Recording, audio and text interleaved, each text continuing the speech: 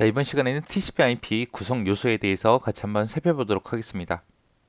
자, TCP/IP요. TCP/IP는 인터넷에 연결된 서로 다른 기종의 컴퓨터들끼리 서로 데이터를 주고받고 할 수 있도록 해주는 인터넷 표준 프로토콜을 얘기해요. 그래서 여기서 중요한 말은 인터넷 표준 프로토콜이다. 이 말이 가장 중요한 말이요. 인터넷이 되는 모든 기계에 있는 전부 다 TCP/IP라는 프로토콜이 다 들어가 있습니다. 그래서 한글 윈도우에서는 TCP/IP v4와 TCP/IP v6 이 두 개가 자동으로 설치돼요. 그리고 아예 제거가 불가능하게 그렇게 설정이 되어 있습니다. 자, 여기 보게 되면 TCP/IP v4도 있고 v4라는 말도 있고 v6라는 말도 있는데 얘는 이제 IP 주소 버전에 따라서 그렇게 만들어 놓은 거예요. 지금 우리가 예전에 쓰던 게 이제 IPv4라는 거 많이 썼고요. 그리고 지금 이제 한참 쓰고 있는 게 IPv6를 많이 쓰고 있습니다. 자, 그러면 TCP/IP 구성 설정 좀 볼게요. 우리가 TCP/IP 구성 요소 중에 이제 수동으로 IP를 내가 설정하겠다라고 했을 때는 우리가 반드시 설정해 줘야 되는 게 있어요. 그 주소들마다 좀 다르거든요. IPv4, IPv6하고 두 가지가 서로 다릅니다. 자, IP 주소는 똑같이 입력을 해줘야 되고요. 그리고 기본 게이트웨이도 똑같이 입력해 줘야 돼요. 그리고 DNS 서버 주소도 내가 직접 입력을 해줘야 돼요.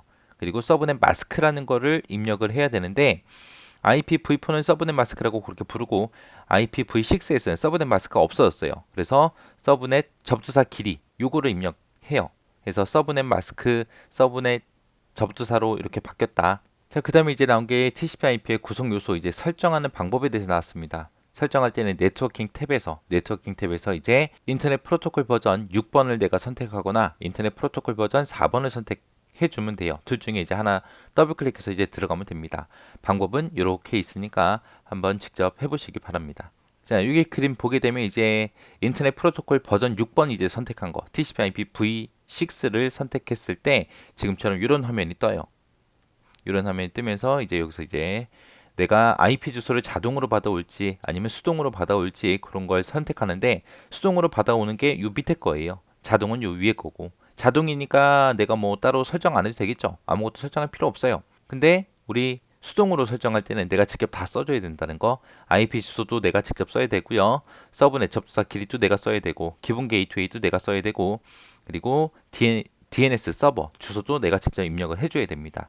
자, 여기 보면 DHCP라 그랬는데 DHCP가 동적 IP 주소 할당 받는 거예요. 동적으로 IP 주소를 할당 받는 거. 그게 자동으로 받는다 그 얘기예요.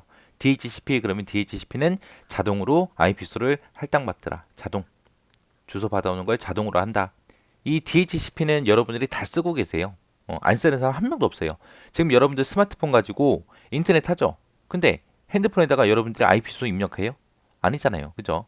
내가 집에서 와이파이 켰을 때, 와이파이 켜서 인터넷 잡았을 때랑 커피숍에 가서 내가 와이파이 켜서 사용할 때 IP 주소가 서로 다르단 말이에요. 그죠? 근데 우리는 IP 주소 입력을 안 해요. 왜?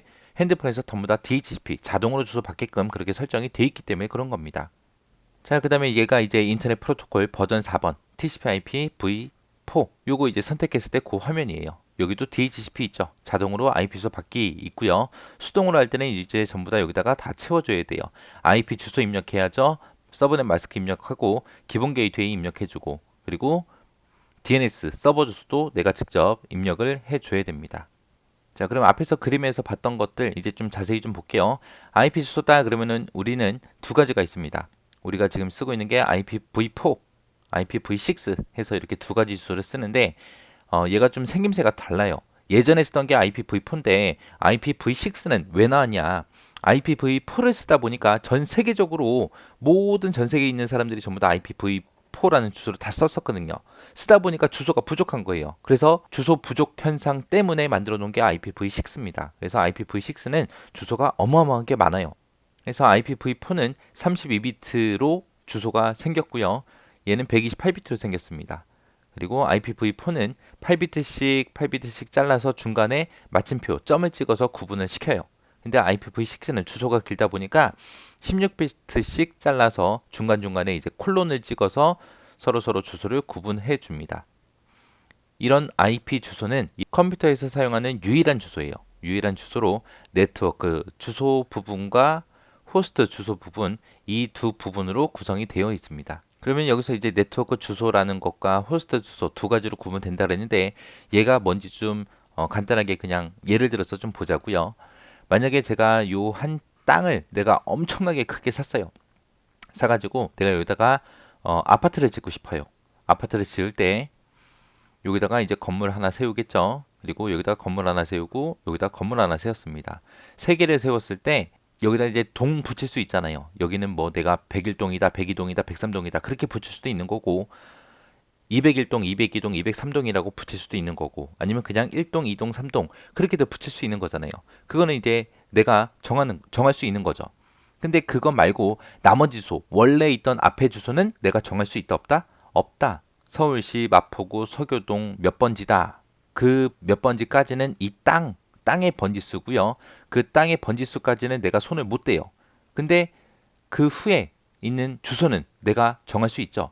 내가 아파트를 지었으니까 내가 아파트 이름도 정할 수 있고요. 그리고 몇 동으로 할지 1동, 2동, 3동으로 할지 101동, 102동, 103동으로 할지 그거는 내가 정할 수 있어요. 그렇게 내가 정할 수 있는 주소와 정하지 못하는 주소가 있어요.